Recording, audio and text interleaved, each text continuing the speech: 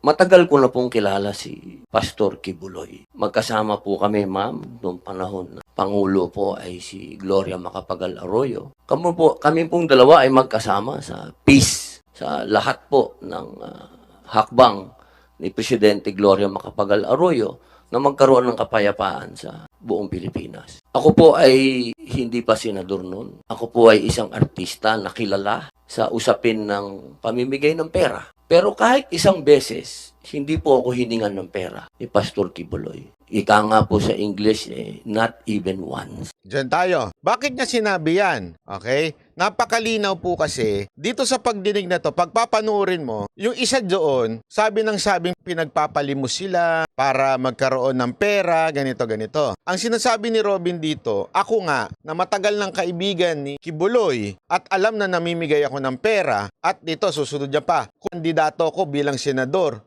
hindi sila humingi sa akin. At nung ako po ay tumakbo na bilang senador at humingi ng tulong kay Pastor, hindi po ako hiningan ng pera.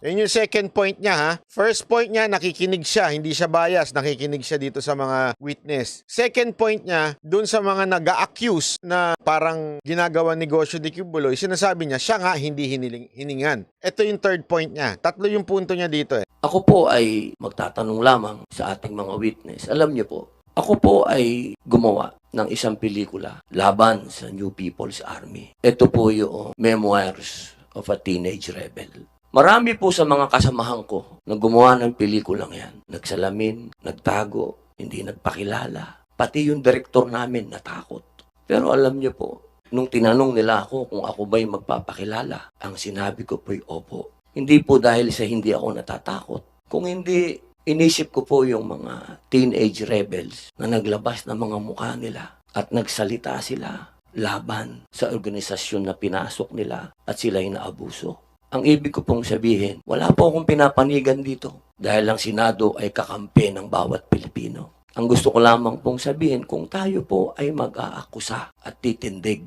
kaya natatakot po tayo o hindi, kailangan harapin po natin kung sino yung inaakusahan natin. Nang nakikita po yung mukha natin at kilala tayo. Ito yung third point ni Robin. Nasabi ko tama tong point ni Senator Robin. Bakit kanyo? Kasi ganito yan mag-aakusa ka na hindi pwedeng questionin yung credibility mo. Anong klaseng bayan meron tayo? Nakatakip ang muka? Sasabihin ng iba, safety. Sandali. Karapatan din naman ng inaakusahan mo na makilala kung sino ka. Pambihira ka, magsasabi ka ng kung ano-ano. Hindi ka namin pwedeng i-cross-exam o tingnan kung meron ka ba talagang credibility. Kasi parang ganito yan Di ba naiinis tayo pag may mga troll sa Facebook, walang muka, kumaka-akusa, yung makasalita, akala mo kung sinong may alam sa'yo. Sasabihan ka na kung ano, bayad ka kasi, ganito ka kasi, ganyan ka kasi. O, di ba? O, tapos, hindi mo naman sila makita kung sino sila. Anyway, again hindi ko po sinasabi dito na hindi totoo yung sinasabi ng mga witness. Hindi ko rin sinasabing walang kasalanan si Kibuloy dito. Ang akin lang, lahat ng ina-accuse dapat binibigyan ng pagkakataon. Diba? Una-una, pinapaharap nila sa Senado. Paano haharap kung in-accuse nyo na kaagad in media? Yun nga ang problema, nauuna muna yung judgment bago mo tanungin. Ganon din na nangyayari dito Hindi naman inaalam ni Ontiveros ang tunay na dahilan, ang tunay na nangyari. Anong ginagawa niya? Naganap lang siya ng shoot doon sa script niya. So mali Hindi dapat ganon. Kung talagang Senate hearing in aid of legislation, wala na nga yung aid of legislation dyan. Isipin mo yan ang purpose yan na in aid of legislation para makagawa ng batas. Wala na yun Ang purpose na lang dyan, idiin natin si Kibuloy. Kasi pag naidiin si Kibuloy, diin na natin si Duterte. Tapos si BP Sara para may chance ako. Yeah, halata.